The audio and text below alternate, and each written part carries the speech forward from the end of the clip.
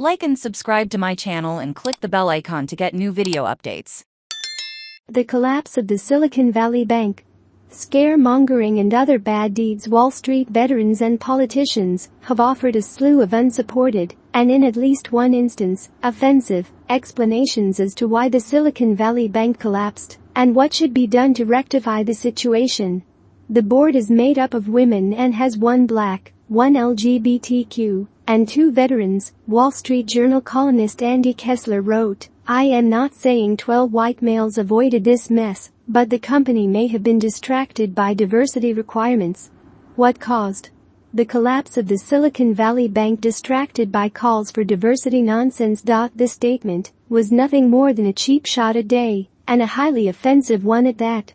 SVB critics may not like who the bank donated or lent money to but there is no connection between the bank's day efforts and its deposit management policy. Who gets the bailout? Presidential candidate Vivek Ramaswamy penned a WSJ op-ed titled SVB doesn't deserve a taxpayer bailout, a bad headline since SVB didn't get a bailout, and that was never the plan either. The bailout is for SVB deposit holders, many of whom are startup tech companies. Ramaswamy also doesn't think they deserve a bailout, admonishing startup executives to better manage financial risks and diversify across counterparties. A former tech exec himself, the Republican presidential candidate went on to say that startup founders are able to keep a larger stake in their companies for themselves because SVB specializes in providing non-dilutive venture capital to risky early-stage companies. There are two problems with Ramaswamy's logic.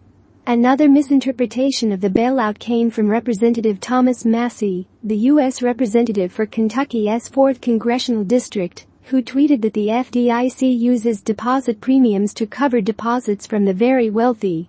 Not quite. Granted, SVB held deposits from some very rich people, but the bank's client base included startup tech companies that employ many people who would not.